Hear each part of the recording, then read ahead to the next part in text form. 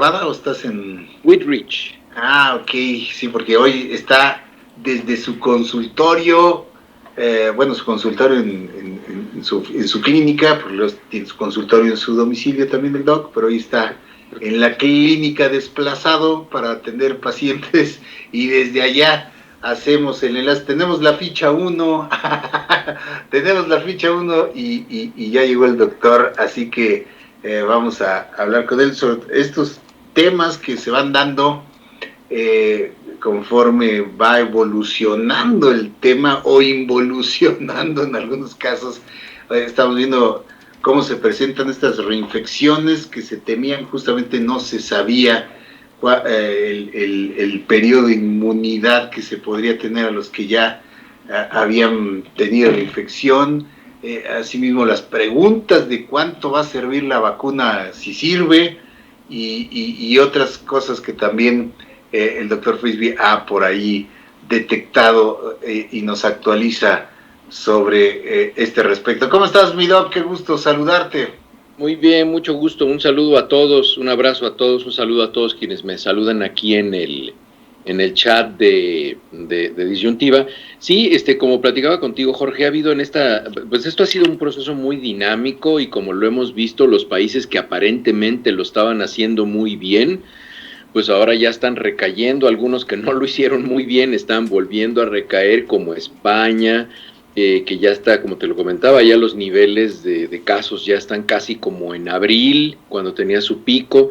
Entonces, seguimos aprendiendo. Entonces, mientras más flexible y más abiertos seamos al conocimiento, yo me acuerdo que incluso expertos en infectología al principio, y yo también lo dije, al principio de esta pandemia pensábamos que el cubrebocas no tenía ningún rol de protección como no lo tiene, por ejemplo, con la influenza, pero pues resulta que sí. Entonces vamos aprendiendo muchas cosas, ¿no? Los medicamentos que normalmente sirven para los virus, pues no sirven en este caso, y este coronavirus se está comportando de manera muy similar como se comportaba el coronavirus, lo que se comportan el resto de los coronavirus. Incluso, fíjense que está el caso también de otro punto que platicábamos, de los niños, que no sé si leyeron, que en algunos periódicos en el mundo sacaron que los niños son hiperinfecciosos. ¿Esto qué significa? Que normalmente nosotros habíamos aprendido y teníamos registrado que las personas que eran asintomáticas tenían una carga viral muy baja. Eso había una correlación que nosotros habíamos observado. En el caso de los niños son habitualmente asintomáticos, no se enferman, se infectan pero no se enferman, pero tienen unas cargas virales muy elevadas. ¿Y esto por qué sucede? ¿Cuáles son las teorías detrás de esto? Las teorías detrás de esto es que este es un coronavirus como los otros coronavirus que ya existen, y entonces la inmunidad que tienen los niños y que tenemos todos es parcial respecto a los otros coronavirus, y los niños, como están yendo a la escuela y realmente no tienen precauciones higiénicas de lavado de manos, de distanciamiento social, ellos no siguen esas reglas, entonces se contagian mucho más frecuentemente, entonces están teniendo infecciones repetidas por coronavirus, por algún coronavirus, y entonces ahora que llega este nuevo, ellos tienen una protección parcial, tienen una protección que les confiere la posibilidad de que su sistema inmune, acuérdense, el sistema inmune celular, no el humoral, que es el de los anticuerpos, sino el celular, que tiene una carga muy elevada de linfocitos, los CD4, ellos pueden defenderse contra la infección eficientemente y por eso no se enferman. Pero el riesgo es que como tienen una carga viral tan grande, su potencial infeccioso es muy alto. Ellos pueden infectar de manera muy eficiente a otras personas que sí se van a enfermar. Entonces esos niños que ahora van a la escuela, que toman clases presenciales, que están interactuando entre ellos, se pueden infectar entre ellos y luego regresan a su casa e infectan a las personas con las que viven. Es por eso, no sé si recuerdan también que ya habíamos platicado que los sitios de infección más frecuentes, el primero es la casa, el segundo es la escuela, transporte público y el trabajo. Esos son los sitios donde la gente se infecta con mayor frecuencia. Entonces, mientras se den clases en línea, como se están haciendo en muchos países, se evitan dos de esos, se evita el transporte público y se evitan las escuelas. Claro. Con eso se disminuye mucho que se vuelvan a presentar picos, como tú lo comentabas, que ahora los niños en España vuelven al cole, entonces empiezan a ir al colegio en España, eso hace que los niños se infecten, que regresen a sus casas y que infecten a los adultos. Y como en España se tiene la misma costumbre que se tiene en Latinoamérica, de que los abuelitos viven con los hijos, con alguno de los hijos, con alguna de las hijas, y viven con los nietos, eso es un potencial muy grande para que se infecten los adultos. Y ya hemos visto con el caso de los asilos o los nursing homes que les dicen aquí, que son las casas de retiro, eufemísticamente las llaman así, que son los asilos que nosotros les llamamos. Basta con que un anciano que esté en una casa de estas se enferme para que vayan cayendo como piezas de dominó, ¿no? Entonces es muy importante que vayamos aprendiendo de todo esto para que tengamos mucha precaución cómo vamos reactivando una sociedad, ¿no? Hay que ver porque tal parece que si la gente se reactiva en su trabajo, no es tan grave, y probablemente la razón sea porque los adultos tienen mayor conciencia del lavado de manos, del distanciamiento social, del uso de cubrebocas, pero pues los niños van a traer el cubrebocas aquí en el mentón, no van a guardar distancia social, se van a tallar la nariz llena de mocos y van a tocar todo lo que se encuentre a su paso. El riesgo más alto en las escuelas es para las personas que viven con esos niños y para los maestros, porque los maestros van a estar expuestos. Claro, se convierten en verdaderos agentes infecciosos y por ahí estamos viendo los rebrotes en todos estos países. Israel, que fue uno de los países más exitosos en enfrentar esta primera oleada, o Corea del Sur, están presentando, incluso Israel reconoció su error de haber aperturado clases como uno de los riesgos principales que se han presentado en estos rebrotes que hoy se están viendo claramente en España, en Francia, en Alemania, donde ya han cerrado escuelas, incluso, aunque persisten en la idea. Allá incluso también Trump, allá en Estados Unidos, está insistiendo en la vuelta a clases, pero creo que esa es una decisión, sí, que depende evidentemente de cada estado, ¿verdad, Doc? Aquí los estados son muy independientes, pero igual que en muchas partes del mundo, aquí está muy contaminado. En una entrevista que di en El Financiero el otro día les comentaba que desafortunadamente está muy contaminado con política esto del COVID y no está haciendo. A mí me hubiera parecido que sería una extraordinaria oportunidad para que la gente que no tiene conocimientos de salud pública pudiera adquirirlos, porque no necesitan ser médicos, incluso hay muchos médicos que no tienen la menor idea de salud pública. Hay que saber salud pública, hay que haber estudiado salud pública, hay muy buenos salubristas, los salubristas son las personas que estudian salud pública y es una carrera que se estudia como maestría y doctorado, es decir, ahí pueden confluir, yo conozco nutriólogas, psicólogas, incluso conozco terapeutas físicos que entran a hacer la maestría en salud pública y aprenden, son gente brillante como salubristas y no necesitan ser médicos. Entonces esa yo creo que es una de las confusiones también que debe tener la gente modificada en su cabeza, porque la gente cree que cuando un médico habla sabe salud pública y no, la salud pública es un área muy especializada de la medicina y que involucra sociología, economía, muchos factores. Entonces hemos visto que esto se ha contaminado con cuestiones políticas y aquí en Estados Unidos pues tenemos elecciones ahora, creo que son en noviembre, sí. Y justamente ahorita me estaba riendo porque ahorita que iba llegando aquí a la oficina, uno de mis hijos trabaja conmigo aquí en la clínica y entonces veníamos y había un avión de esos que traen, creo que en México no son comunes, pero traen un banner, traen una como leyenda ahí, va volando una avioneta muy bajo y traen una cosa que tú puedes leer ahí, que es lo que dice.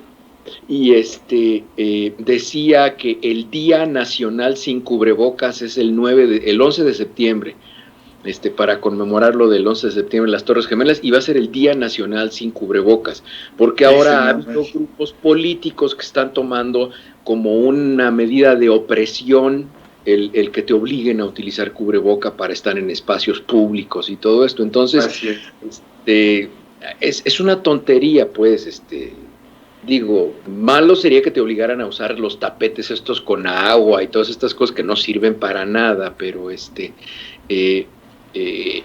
pero el cubrebocas, pues sí ha demostrado, y ya hay estudios recientes específicamente de SARS-CoV-2 que demuestran que el uso de cubrebocas sí disminuye el desplazamiento de las infecciones, ¿no? La velocidad del desplazamiento de las infecciones. Entonces, en fin, desafortunadamente, pues sí está muy contaminado por política, ¿no?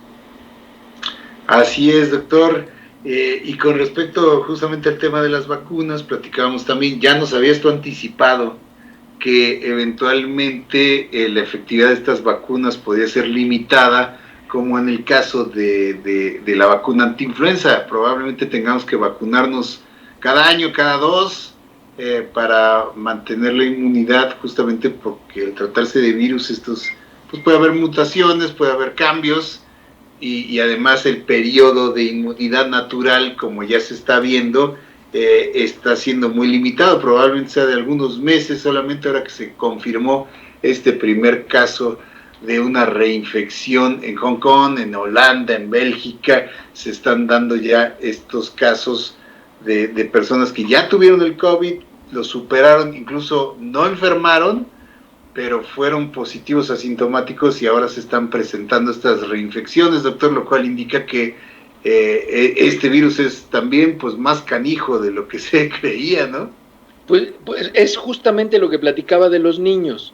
Entonces, lo más probable es que la gente que se infectó y tuvo una enfermedad moderada genere una cantidad de anticuerpos, de linfocitos CD4, de inmunidad celular suficientemente robusta para ese coronavirus, y es por eso que se pueden reinfectar, pero ya no se enferman.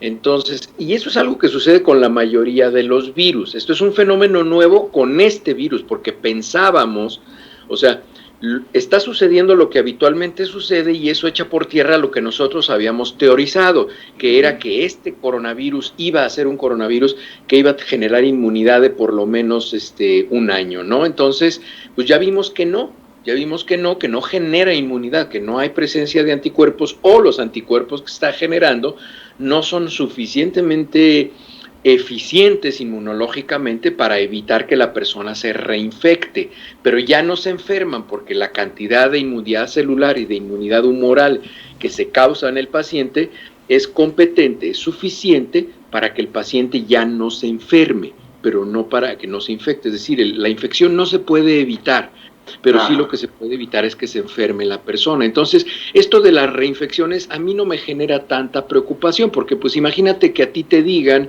que estás infectado por coronavirus, pero que no te vas a enfermar. Entonces, pues la verdad es que, pues, ¿cuál es el problema, no?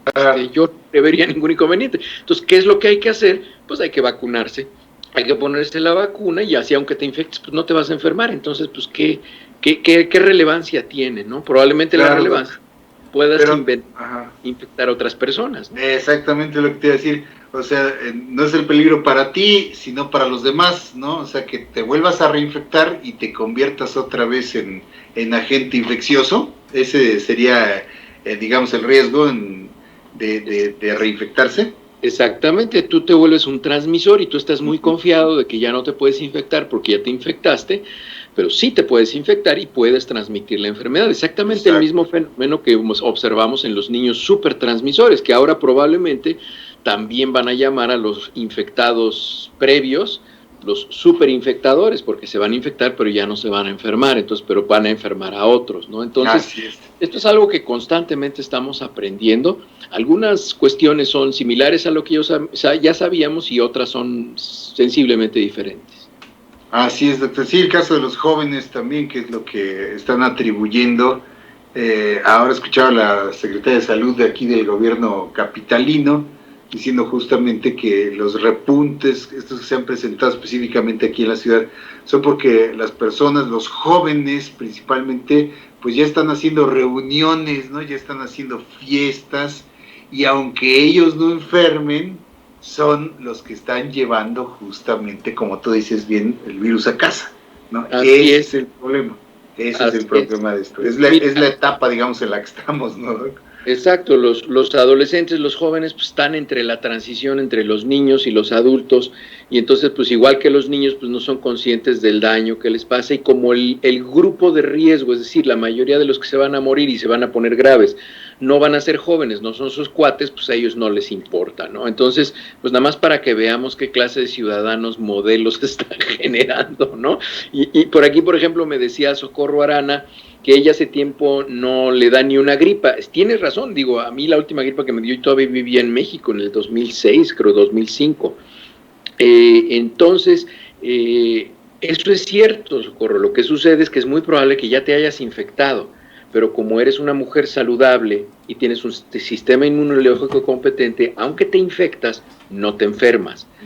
Y habitualmente con las gripas comunes, los adenovirus, los rinovirus, los coronavirus, todos estos que causan la gripe común, habitualmente tú la puedes transmitir, pero la transmisión es 1 a 1, como la influenza, es decir, si tú te enfermas, el potencial, el R0, el potencial de que tú infectes, el potencial de reproducción, la tasa de reproducción es de 1 a 1, por eso es que la curva siempre es plana, no es como esta, que la R0 es de 3, entonces si tú te infectas, infectas a 3, esos 3 infectan a 9, esos 9 a 27, y es por eso que la curva tiene esa forma logarítmica. Esa es la sensible diferencia de este coronavirus con los otros, el R0, que es la tasa de reproducción o el índice de reproducción del virus. Así es, doctor. Oye, y bueno, también han surgido informaciones, no sé qué tanta veracidad tengan científica, sobre las nuevas cepas del propio coronavirus. Esto, bueno, sí tiene cierta lógica, aunque no sé qué tan ciertos sean estos nuevos virus que están hablando que son más contagiosos y más letales, pero sí, independientemente de esto que sea verdad o no, sí hay esta posibilidad, doctor, de que este virus obviamente siga mutando, ¿ah? Claro, y va a seguir mutando y habitualmente, bueno, lo que podemos hacer es usar la experiencia previa, lo que nosotros ya conocemos de otros virus. Y sabemos, por ejemplo, con la influenza, que se generan mutaciones significativamente infecciosas, por decirlo de esa manera, que tienen el potencial de mayor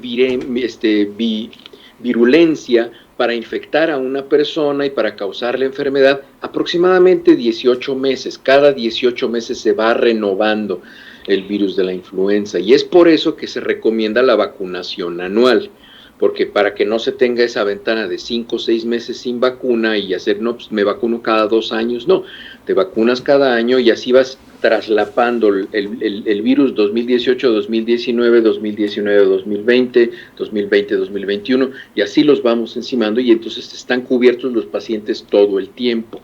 Algo muy similar va a suceder con el coronavirus y es muy probable que en algún momento estén coexistiendo en el mundo 3 diferentes tipos de coronavirus y el riesgo sería que, por ejemplo, vamos a decir que en Tailandia hay una cepa de coronavirus de SARS-CoV-2, en México hay otra, entonces una persona se va a Tailandia de vacaciones, se infecta de ese coronavirus y lo trae a México y ese coronavirus, esa cepa de coronavirus es la que hubo en México en 2019, 2020 y ahorita ya estamos, vamos a decir que ya estemos en el 2022 o 23 y mucha gente no se vacunó en el 2018, 2019 y esa gente es la que se va a infectar por esa cepa que ahorita está en Tailandia, pero que no está en México. Eso ya no es una pandemia porque es diferente cepa de coronavirus, ¿no? Entonces, estos son fenómenos que se pueden presentar, claro que se pueden presentar. ¿Cuál es la recomendación? Cuando salga la vacuna, vacúnense. Claro, doctor, porque es justo lo que te iba a preguntar, o sea, aun cuando, como en el caso de la influenza, ¿no? Aun cuando este virus mute y se vayan creando diversas cepas, cuando uno ya tiene inmunidad a cierta cepa, pues ya nos da mayores defensas, ¿no?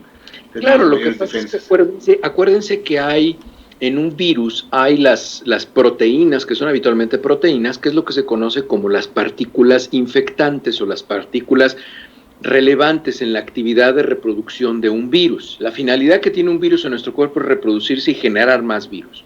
Eso es lo que quiere hacer el virus. Entonces, hay en la superficie de los virus hay proteínas que se vinculan a un receptor, que le facilitan que entre a la célula, que le proporcionan facilidad también para que se reproduzca.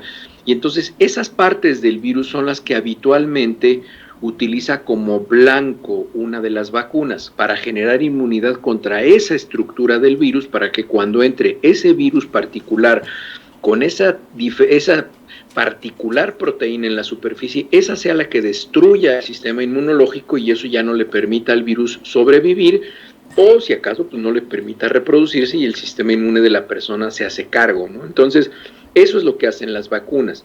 Si el virus muta y modifica esa proteína y ahora ya utiliza una proteína diferente, entonces eso quiere decir que ese virus ya no es susceptible a que esa vacuna que se había diseñado para otra generación de virus le sirva, aunque sea el mismo virus, pero ya es un virus, por utilizar una palabra de entendimiento sencillo, un virus modificado y mejorado. Claro, pues ahí está, doctor, como si, sin duda, hemos ido avanzando en el conocimiento de esta situación que pues sí fue modificando. Me comentaba la misma Socorritos de temprano que también la manera de informar que hemos tenido desde el principio a través del tiempo ha ido cambiando incluso en criterios periodísticos, porque sí, pues nosotros nos vamos ajustando en base a lo que ustedes los especialistas van conociendo y van emitiendo con respecto al mismo virus, y vamos modificando y adaptando las posturas en cuanto a ello. Eso es verdad. Ha sido, yo creo, doctor, si estás de acuerdo, uno de los fenómenos en salud pública, como dices, que ha arrojado muchos conocimientos también, tanto a los especialistas como a los periodistas, ¿no? Claro. Yo me doy cuenta en la audiencia aquí en Disyuntiva y en los otros programas que participo y con la gente con la que platico, que primordialmente lo que tiene la gente es miedo, ¿no? Tiene un temor muy grande. En mi caso, y lo comparto con algunos colegas, tenemos mucho interés científico. Entonces, estamos aprendiendo mucho y estamos aprendiendo que puede haber variaciones en virus y estamos aprendiendo mucho, porque la información que tomábamos al principio de todo el mundo, era pues la información que teníamos principalmente con base en las epidemias de influenza que había habido en el mundo. Pero, por ejemplo, la que hubo en México en el 2009, podríamos decir que es más o menos como entre el 10 y el 15% de lo grave que fue, de lo grave que está siendo esta, en general en el mundo. O sea, no fue tan importante, porque no tenía una R0, es decir, una tasa de reproducción tan elevada, no tenía ese nivel de agresión para causar una respuesta tan violenta en la producción de citoquinas y producir cambios a nivel pulmonar, cardiovascular.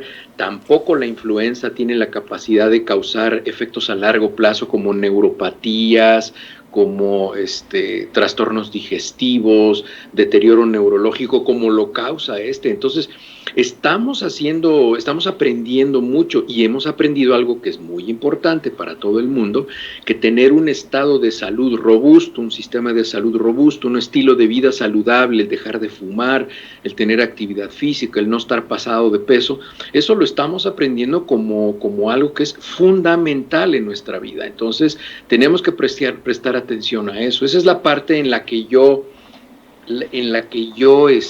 me concentro para ver qué es lo que se puede aprender y cómo podemos hacer mejor las cosas, ¿no? Y les repito, y ustedes fueron los primeros a los que se los dije. Esto se los dije desde febrero del 2018. Aquí en Disyuntiva, ustedes tuvieron la exclusiva más que ningún otro noticiero en México y en muchas partes del mundo. Yo les dije en febrero de 2018, debemos prepararnos porque va a haber una infección viral, probablemente un coronavirus, que va a causar problemas muy serios en el mundo, porque no estamos preparados para ello. Y pues bueno, desafortunadamente así fue, ¿no? Y van así es, doctor. ¿No? Así es, justamente, sí, aquí nos lo anticipaste, justamente que no se sabía justo el momento, ahora sí que justo el momento ni de qué tipo, pero era previsible y así nos lo comunicaste, y bueno, pues se presentó de una manera en la que no hubiéramos querido, ¿no? Porque probablemente hubiera sido algo mucho menos grave que lo que se fue presentando. De hecho, fue probablemente el error que se cometió por parte de muchas autoridades, de muchos especialistas, probablemente el haber creído que era algo de mucho menor gravedad de lo que se pensaba. Ya serán las evaluaciones futuras, porque en retrospectiva las cosas pues se ven más claras, ¿no? Ya cuando tienes toda la película completa, y ahorita estamos justo todavía en la evolución de la misma, y en la que el factor social también pues es determinante, ¿no? Estos comportamientos que se están teniendo, estas resistencias, ¿no? Escuchaba ayer que hay otro cantante famoso en un concierto que le permitieron hacer con sana distancia, llamó a los ahí convocados a abrazarse y a tocarse, que porque el distanciamiento era pseudociencia, y dice uno, no puede ser. O sea, las drogas no destruyen. Sí. Las drogas no puede destruyen. ser que... Entonces, digo, no sé quién sea, pero evidentemente es una persona muy estúpida que no sabe de lo que está hablando. No sé ni quién sea, pues digo, para evitar que piensen que es algo personal. Eso es una estupidez y una irresponsabilidad. Porque esa gente que está en el concierto, yo supongo que si es un concierto de gente joven, pues es probable nuevamente que esa gente se infecte, no se enferme, no se muera, pero van a salir a contaminar a gente de la comunidad. Y entonces, pero pues bueno, así es el mundo, pues, y tenemos que empezar, que continuar aprendiendo, ¿no? Y recuerden lo que tú decías, sí, hay muchas autoridades que podemos decir que se equivocaron, y en sentido estricto, sí, en el mundo, incluso la Organización Mundial de la Salud puede decirse que se equivocó, pero en realidad lo que hicimos todos, porque yo también lo hice, es tomar la información disponible que había y con eso generar estrategias. Y tener siempre la mentalidad abierta de que esto puede tener variaciones, entonces nos vamos adaptando, vamos modificando la respuesta y vamos llevando la respuesta ideal, ¿no? Pero pues bueno, si enfrente de mí yo tengo una persona que está sentada nada más viéndome para decirme es que te equivocaste, y otra vez te equivocaste, y otra vez te equivocaste, bueno, pues es como la educación del siglo pasado, de los años 40, ¿no? Que no les interesa mejorar, nada más les interesa decir que me equivoqué, y pues sí, les tengo malas noticias, soy ser humano y me equivoco, ¿no?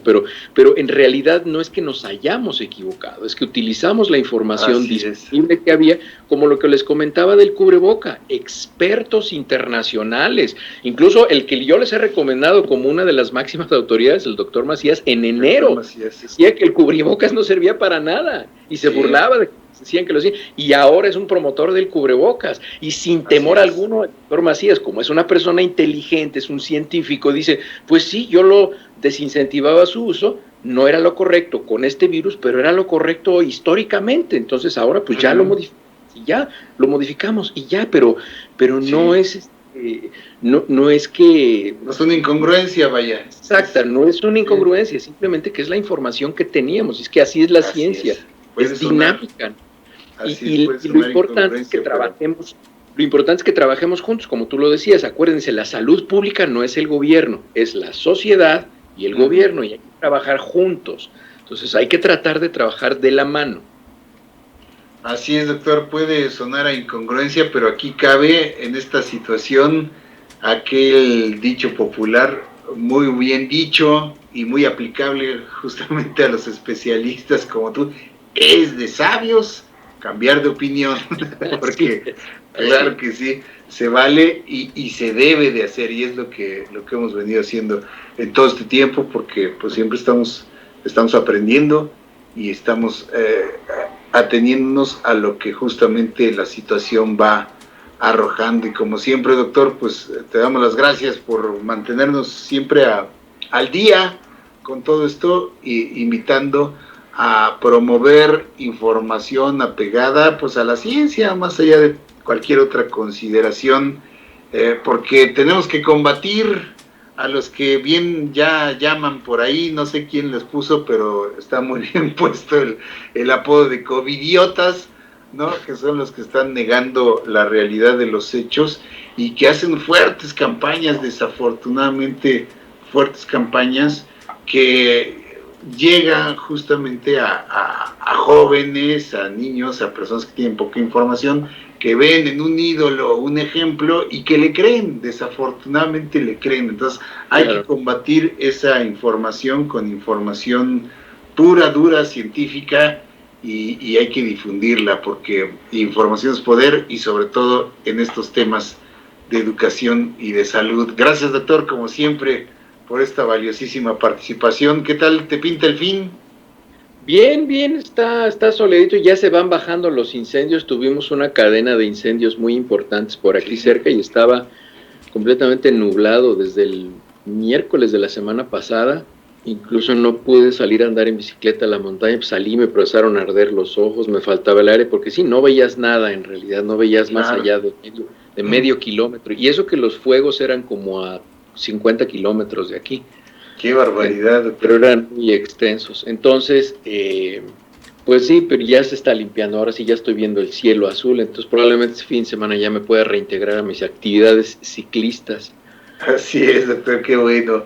Sí, mientras tanto, de aquel lado de la costa pues tú estás más al centro, ¿no? Pero allá están sufriendo las lluvias tremendas del huracán. Pues que es pues bien ahí falta un poquito de agua por allá, ¿verdad, mi doc? Es la axila del Golfo de México, que es por donde siempre entran los huracanes, ¿no? Houston, Galveston, toda esa zona. Incluso mucha gente que se va de Houston y Galveston se va por eso, por las inundaciones, ¿no? Así es, doctor. Pues te mandamos un abrazo, querido doc, y nos vemos la próxima semana con mucha información valiosa, como siempre, para que nos compartes para todos nosotros. Te mandamos un abrazo, mi doc. Igualmente, un abrazo, que estén bien. Gracias. Vamos a hacer una pausa, queridos amigos. Continuamos aquí en Disyuntiva.